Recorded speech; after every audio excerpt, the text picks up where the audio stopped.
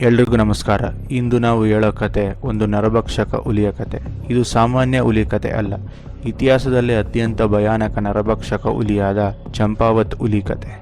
ಈ ಕತೆ ಶುರುವಾಗೋದು ನೇಪಾಳ ದೇಶದ ಒಂದು ಕಾಡಂಚಿನ ಗ್ರಾಮದಲ್ಲಿ. ಒಂದು ದಿನ ಗ್ರಾಮದಲ್ಲಿ ಒಬ್ಬ ವ್ಯಕ್ತಿ ಕಾಣೆಯಾಗ್ತಾನೆ. ಹೀಗೆ ದಿನದಿಂದ ದಿನಕ್ಕೆ ಜನರು ಕಾಣೆಯಾಗ್ತಿರ್ತಾರೆ.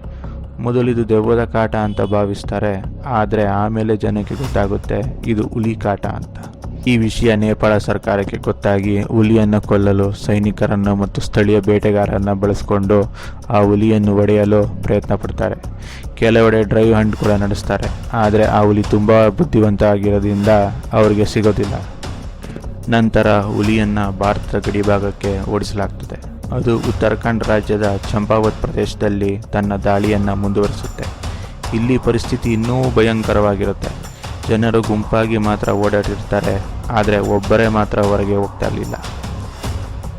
ಆದರೆ ಪ್ರಶ್ನೆ ಏನಂದರೆ, ಈ ಹುಲಿ ಮನುಷ್ಯರನ್ನೇ ಯಾಕೆ ಬೇಟೆಯಾಡ್ತಿತ್ತು ಅಂದರೆ, ಈ ಹುಲಿಗೆ ಮೊದಲೇ ಯಾರೋ ಗುಂಡು ಹೊಡೆದಿದ್ರು ಅನಿಸುತ್ತೆ. ಆ ಗುಂಡಿನ ಪರಿಣಾಮ ಅದರ ಹಲ್ಲುಗಳಿಗೆ ಗಂಭೀರ ಗಾಯವಾಗಿತ್ತು. ಇದರಿಂದ ಅದು ಜಿಂಕೆ ಮುಂತಾದ ಪ್ರಾಣಿಗಳನ್ನು ಬೇಟೆಯಾಡೋಕ್ಕೆ ಆಗ್ತಾ ಇರಲಿಲ್ಲ. ಆದ್ದರಿಂದ ಮನುಷ್ಯರನ್ನು ಸುಲಭವಾಗಿ ಬೇಟೆಯಾಡ್ತಿತ್ತು. ದಿನ ಕಳೆದಂತೆ ಬಲಿಯಾದವರ ಸಂಖ್ಯೆ ಹೆಚ್ಚುತ್ತಲೇ ಹೋಯಿತು. 100, 200, 300, ಕೊನೆಗೆ 400ಕ್ಕೂ ಅಧಿಕ ಜನರು ಈ ಹುಲಿಗೆ ಬಲಿಯಾದರು. ಇದು ಇತಿಹಾಸದಲ್ಲೇ ಅತ್ಯಂತ ಅಪಾಯಕಾರಿ ನರಭಕ್ಷಕ ಹುಲಿ ಎಂದು ಹೆಸರು ಪಡೆದಿದೆ. ಆಗಿನ್ನು ಬ್ರಿಟಿಷರ ಆಳ್ವಿಕೆ. ಈ ವಿಷಯ ಅವರಿಗೆ ತಿಳಿದು ಈ ಹುಲಿ ದಾಳಿಯನ್ನು ಕೊನೆಗಾಣಿಸಬೇಕೆಂದು ಫೇಮಸ್ ಅಂಡರ್ ಜಿಮ್ ಕಾರ್ಬೆಟ್ನನ್ನು ನೇಮಿಸ್ತಾರೆ. ಅವರು ಗ್ರಾಮಸ್ಥರ ಜೊತೆಗೂಡಿ ಈ ಹುಲಿನ ಹುಡುಕೋಕೆ ಶುರು ಮಾಡ್ತಾರೆ. ಕಾಡಿನೊಳಗೆ ಆ ಹುಲಿಯನ್ನು ಹುಡುಕೋದು ಅಷ್ಟು ಸುಲಭವಾಗಿರಲಿಲ್ಲ. ಪ್ರತಿ ಹೆಜ್ಜೆಯೂ ಅಪಾಯದಿಂದ ಭಯ ಹುಟ್ಟಿಸ್ತಿತ್ತು. ಹೇಗಾದರೂ ಮಾಡಿ ಆ ಹುಲಿನ ಹೊಡಿಲೇಬೇಕು ಅಂತ ತೀರ್ಮಾನ ಮಾಡ್ತಾರೆ.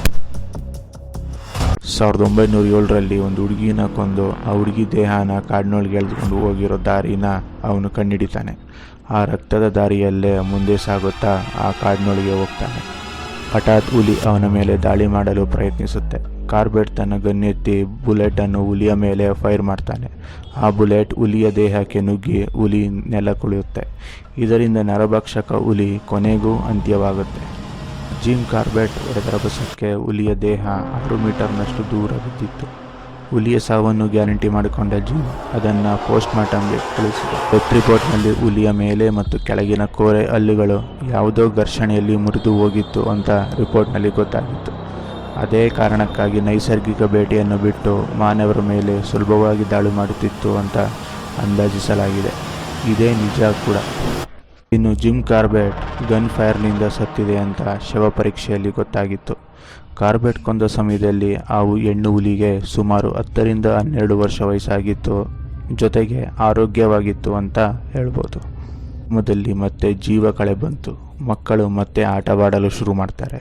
ಈ ನಿಜ ಘಟನೆ ಬಗ್ಗೆ ನಾವು ಮ್ಯಾನ್ ಈಟರ್ಸ್ ಆಫ್ ಕುಮಾನ್ ಎಂಬ ಪುಸ್ತಕದಲ್ಲಿ ನೋಡ್ಬೋದು. ಮಾನವ ಹೇಗೋ ಭೂಮಿ ಪಾಲುದಾರನೋ ಹಾಗೆಯೇ ವನ್ಯಜೀವಿಗಳು ಸಹ ಪಾಲುದಾರರೇ.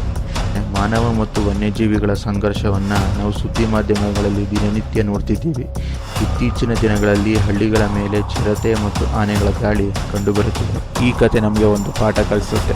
ಪ್ರಾಣಿಗಳು ಸ್ವಭಾವತಃ ಮನುಷ್ಯರ ಮೇಲೆ ದಾಳಿ ಮಾಡಲ್ಲ, ಆದರೆ ಗಾಯ, ಹಸಿವು ಮತ್ತು ಪರಿಸ್ಥಿತಿಗಳು ಅದರ ವರ್ತನೆಯನ್ನು ಬದಲಿಸಬಹುದು. ನಿಮಗೆ ಈ ವಿಡಿಯೋ ಇಷ್ಟ ಆದರೆ ಲೈಕ್ ಮತ್ತು ಶೇರ್ ಮಾಡಿ. ಇನ್ನಷ್ಟು ಸ್ಟೋರಿಗಾಗಿ ನಮ್ಮ ಚಾನೆಲ್ ಸಬ್ಸ್ಕ್ರೈಬ್ ಮಾಡೋದನ್ನು ಮರಿಬೇಡಿ. ಇದು ಚಂಪಾವತ್ ಹುಲಿಯ ಕತೆ.